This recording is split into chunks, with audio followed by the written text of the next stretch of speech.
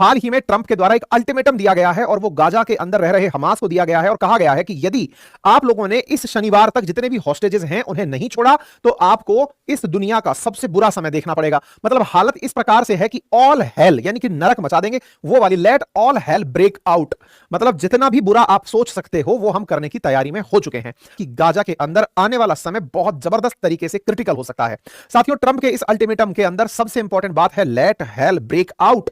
मतलब आने वाला समय गाजा के लिए अगर हॉस्टेजेस नहीं रिहा करता तो ट्रंप ने जो इलेक्शन कैंपेन में कहा था कि जिस दिन मैं आऊंगा सारा मामला मिटा दूंगा, ट्रंप ने अल्टीमेटली उस बात को दोहरा दिया है। और अगर ऐसा होता है तो क्या इजराइल ट्रंप के साथ होगा? इजराइल ने भी अपनी तरफ से जो कहना है वो आज कह दिया है। सारी जानकारी हम आपको आज देने वाले हैं।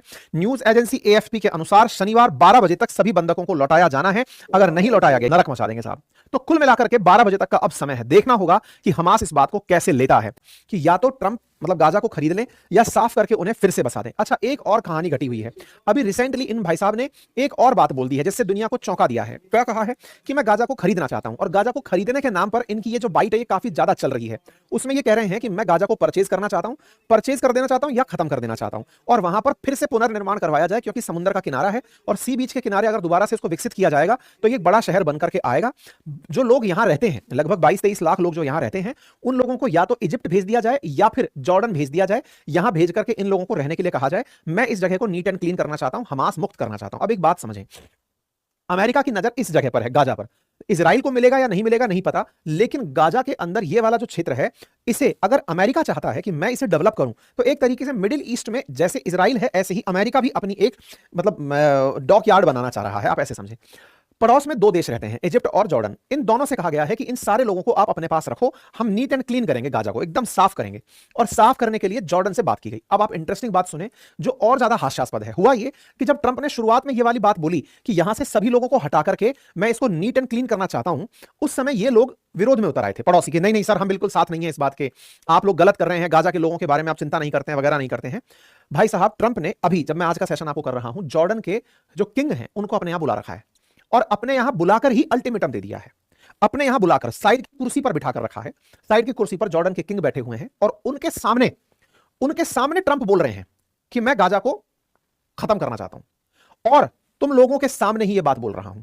मतलब जॉर्डन की अब मजबूरी है कि वो ट्रंप के सामने कुछ नहीं बोल पा रहे हैं और उन्होंने अपनी तरफ से यही कहा है कि भाई मैं केवल इतना सा प्लान अपने पास रखता हूं, शनिवार तक भेज दो, नहीं तो मिडिल ईस्ट में शांति लाने का एकमात्र तरीका यही है। इजराइल इनका स्वागत कर रहा है। हालांकि बहुत से इजराइली इस बात पर नाखुश हैं कि ट्रंप इसको खरीदने और इसको नीट क्लीन करने की बात कर रहे हैं, लेकिन ट्रंप का प्लान है जब कोई अमेरिकी राष्ट्रपति आता है तो गोले तो बरसाता ही है। तो वो हमास के साथ जो करना चाहते हैं वो मैंने आप लोगों को बता दिया है। हालांकि इजिप्ट इस बात पर अपनी तरफ से कुछ नहीं बोल रहा है, वो तत्काल प्रभाव से सारे अरब देशों को इकट्ठा करने लग रहा है कि भाई आ जाओ, फिलिस्तीनियों को ये निकालने की तैयारी में है, आप सभी लोग तत्काल प्रभाव से पहुंचे, हमें क्या करना चाहिए। हमास का खात्मा करने के लिए ट्रंप निकाल चुके हैं प्लान कि हम इस तरह से काम करेंगे, उस पर $1.2 बिलियन खर्च करेंगे, पूरा की पूरा इसको क्लीन कर देंगे। 50 टन का मलबा है, उसको हटाने में 21 साल लगेंगे और ऐसे में $53 बिलियन की आवश्यकता होगी वापस से गाजा को बनाने के अंदर। तो ऐसे में अमेरिका ही इस काम को कर सकता है क्योंकि ऑलरेडी बहुत ज्यादा नुकसान यहां पर हो चुका है। तो बोले सब कुछ साफ हमें करना पड़ेगा। 92% घर यहां पर नष्ट हो चुके हैं, 95% स्कूल नष्ट हो चुकी हैं। अगर 100 ट्रक लगातार मलबा गाजा का हटाएं तो 15 साल लगेंगे, तब जाकर के गाजा नीट एंड क्लीन होगा। तो ट्रंप का यह प्रस्ताव इस समय आया है। लेकिन हाँ, एक बात और मैं आपको याद दिला दूं और वो बात यह है कि ट्रंप जब पिछली बार थे ना, तब भी ये गाजा को यही प्लान दिए थे। क्या कि 2019 में भी इन्होंने यही कहा था कि देखो यार, मुझे ये गाजा बेच दो और बेच करके मैं इसको साफ सुथरा कर देता हूं, इसके अंदर रीडेवलपमेंट करता हूं, तुम लोगों को नौकरी चाहिए तो वापस आ जाना यहां पे नौकरी देने के लिए, नौकरी तुमको दिलवाऊंगा, सब लोगों को लेबर बनाऊंगा, यहां पर आकर काम करो, लेकिन गाजा मुझे बेच दो। तो भाई साहब अब ये फिर से तैयार हो रहे हैं, तो तैयारी रखिए। अभी आपके शनिवार से फिर से युद्ध शुरू होने जा रहा है। अब जो भी है जो होगा वो आपके सामने आएगा। नेतन्याहू पूरी तैयारी करके फोर्सेस को बॉर्डर पे भेज चुके हैं।